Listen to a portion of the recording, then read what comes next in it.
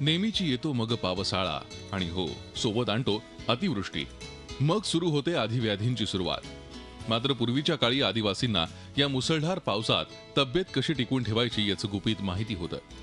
ते होतं त्या भागातील रानभाज्या। पावसाळ्यात या रानभाज्या जेवणात असल्या की तब्येत ठणठणीत।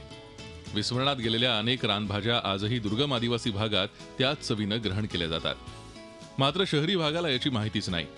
अशा भाज्यांची ओळख आणि त्यांचे आहारातील चलन वाढावं यासाठी गडचिरोलीच्या शासकीय कृषी महाविद्यालयानं चक्क रानभाजी महोत्सव आयोजित केलाय आणि बघता बघता तब्बल 43 रानभाज्या महोत्सवात दाखल झाल्या।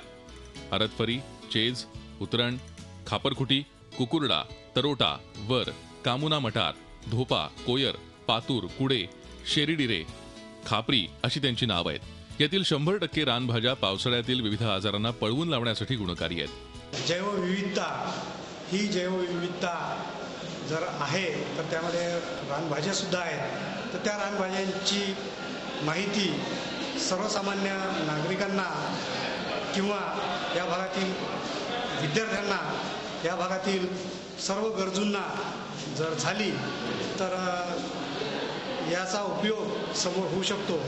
लगतच्या छत्तीसगड राज्यातूनही रानभाजी शौकीनांनी महोत्सवाला हजेरी लावली। ज्यांना रानभाजी जमा करण्याचा शौक आहे, रानभाजीची माहिती आहे, जानकारी आहे, असे लोक या ठिकाणी आलेले आहे आणि त्यांनी स्टॉल लावून जी माहिती दिलेली आहे ते खरोखर अमूल्य माहिती आहे। जे माहिती कधी शहरी भागातल्या लोकांना नव्हती ती माहिती सुद्धा या ठिकाणी मिळते। त्यांना विविध भाज्या या ठिकाणी पाहायला मिळतात, त्याची ओळख होते आणि कालांतराने ही भाजी खाण्याबद्दल त्यांच्यामध्ये आवड निर्माण होते। या भाज्यांचा प्रसार करण्याकरता आवड निर्माण होते। या गावात ज्या रानभाज्या आहेत ज्या आपण यूज करत नाही, ज्या आपण फेकून देतो, त्या आपल्यासाठी किती गुणकारक आहेत, त्याचे मेडिसिनल इम्पॉर्टन्स काय आहेत, ते आपल्याला कोणकोणते फायदे होतात त्यामुळे ते सगळं इथं माहिती झालं।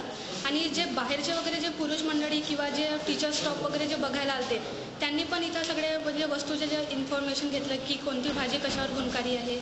आपल्या दैनंदिन आहारात केवळ निसत्व गोष्टी पोटात चालल्या आहेत। अशात गडचिरोलीच्या जंगलात आपसूक उगवणाऱ्या आणि जीवनसत्वानं भरपूर असलेल्या या रानभाज्यांचं सेवन शारीरिक क्षमता आणि रोगप्रतिकार शक्ती वाढवण्यास उपयोगी आहे। आशिष आंबाडे, झी मीडिया, गडचिरोली।